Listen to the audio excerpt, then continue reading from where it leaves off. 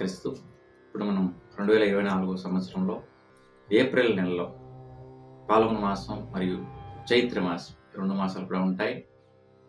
ఈ యొక్క ఏప్రిల్ నెలలో ద్వాదశ రాశిలో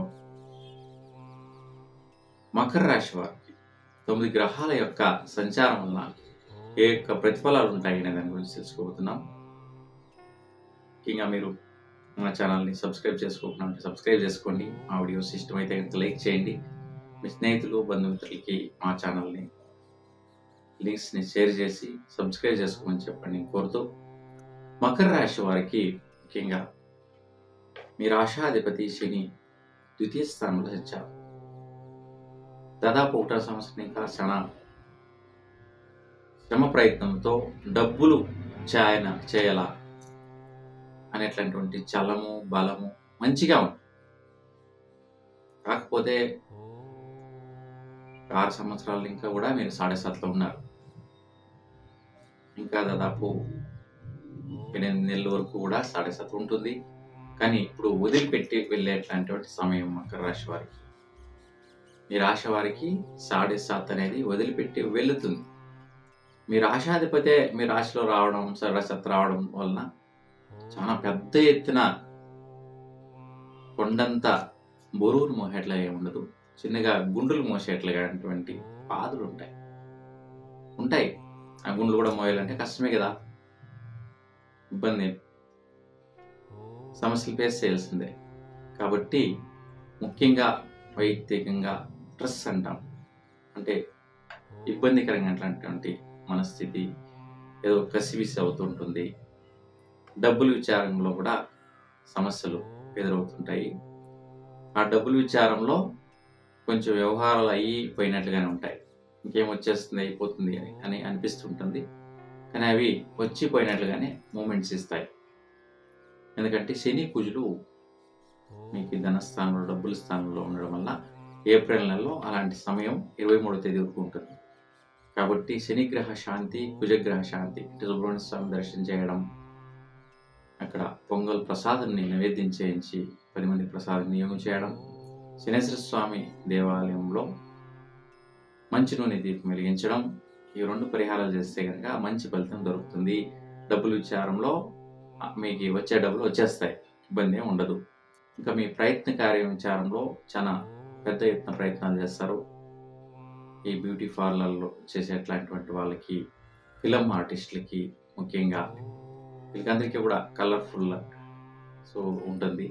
పెయింటింగ్ వర్క్ చేసే వాళ్ళకి, పెయింట్ సేల్స్ చేయడం కానీ అమ్మడం కానీ ఇలాంటి వాళ్ళకందరికీ కూడా మంచి ఫలితము, మంచి డబ్బు వచ్చేట్లాంటి ఫలితము. కాబట్టి మంచి ఆపర్చునిటీస్ ఉన్నాయి, ప్రయత్నించవచ్చు, ఇబ్బంది ఏం లేదు.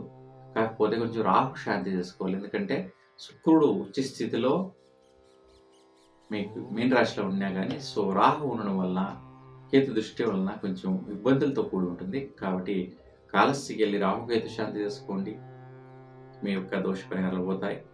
మీ ఇంటి వద్ద మీ స్వస్థానంలో విశేషమైన బలము, విశేషమైన పనులు పాటలు చేకూర్చేట్లాంటి విషయం ముఖ్యంగా జరుగుతుంది. విద్యార్థులు అయితే అద్భుతమైనటువంటి ప్రయత్నం మీరు ప్రయత్నించినట్లుగా ఫలితం దొరుకుతుంది.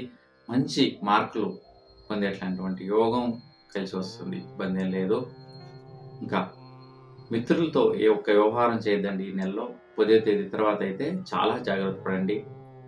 మళ్ళీ ఏదన్నా భూమి కొనాలంటే కానీ, నూతనంగా ఇల్లు కట్టాలంటే కానీ, బిజినెస్ ప్రారంభించాలంటే కానీ మిత్రులతో కూడి చేయొద్దండి, సహచరులతో కూడి చేయొద్దండి.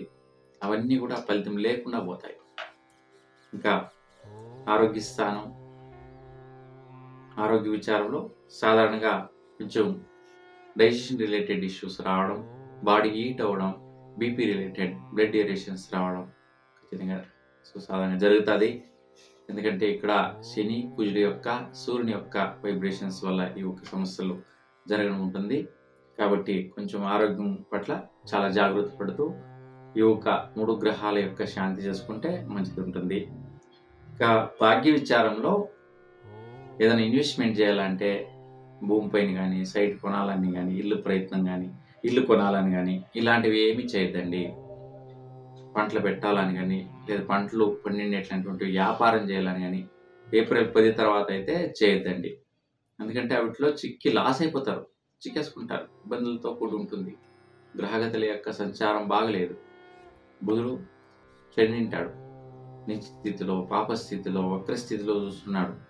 కాబట్టి మీ భాగ్యమంతా ఫెయిల్యూర్ అవుతుంది. 3 రకాల సమస్యలను ఫేస్ చేస్తారు. దాంతో పాటు కేతు సంచారం, రాహు దృష్టి, 5 రకాల సమస్యలు వస్తాయి. కాబట్టి అవన్నీకి కూడా మీరు పరిహారం చేసుకునే దానికంటే కూడా గమ్మున ఉండిపోవడం మంచిది. ఏది చేయకుండా నెమ్మదిగా ఉండిపోండి, పేచీని చేయొద్దండి. ఆ సమయం అంతే, బాగలేని సమయాన్ని వాడుకోకూడదు ఏదానికి కూడా. అంత అనివార్యం ఉంటే నేను చెప్పిన గ్రహాలన్నిటికీ కూడా గ్రహశాంతులు చేసుకుంటేనే ప్రయత్నించాలి, అంతే. ఇంకా వృత్తి ఉద్యోగ విచారంలో మంచి శ్రేయస్సు ఉంటుంది. మీ యొక్క ఇంప్రూవ్మెంట్స్ అంటే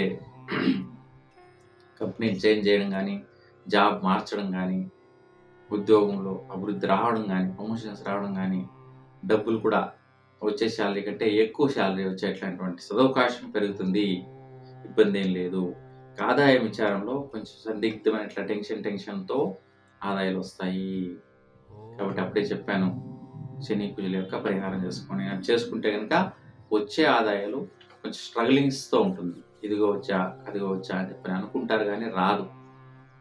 అప్పుడే చెప్పినట్లుగానే జరుగుతుంది. ఫైనాన్షియల్ మ్యాటర్స్ ఇక్కడ లాభస్థానంలో కూడా ఆదాయాల పట్ల కూడా అలాగనే ఉంటాయి. కాబట్టి ఆ 2 గ్రహాలని మీరు శ్రద్ధాభక్తి పరిహారం చేస్తే కనుక అది ఎట్లాగా రాదు డబ్బు అన్నప్పుడు నిలిచిపోయినది కూడా వచ్చేస్తుంది. ఇంక పరిహారాలు చేసుకోవాలి. ఇంకా ఖర్చు విచారంలో మీరు చూస్తే మీ ఇంటి పట్ల కొన్ని అభివృద్ధి కార్యాలు, ధర్మ కార్యాలు, ధర్మక్షేత్రాలకు పోయి వచ్చేట్లాంటి యోగం, ట్రిప్స్, టూరు వెళ్ళడం ఇలాంటిది, మీరు గురువుల్ని దర్శించేట్లాంటిది, గురువులకి ఏదైనా మీ శాతనైనట్లాంటి అంటే దానం ఇట్లా ఇచ్చేట్లాంటిది, దాన ధర్మాలు చేసేట్లాంటిది, ఇట్లాంటి దీనికి మీ అవకాశం వస్తుంది. మంచిదిగానే ఉంటుంది, మంచి ఫలితము దొరుకుతుంది. ఇంకా వృత్తి విచారం, మీకు భాగ్య విచారంలో వృత్తి బాగుంది కానీ భాగ్యం విచారంలో కాస్త ఇబ్బందులు, సమస్యలు ఉంటాయి. డబ్బులు విచారం, ఆదాయం విచారంలో ఈ 3 విచారాలు కాస్త జాగ్రత్త పడండి. ఇంకేం ఇబ్బందులు లేవు, అంత మంచిదిగా ఉంటుంది. అందరికీ కూడా భగవంతుడు మంచి చేయాలని కోరుతూ నమస్కారం.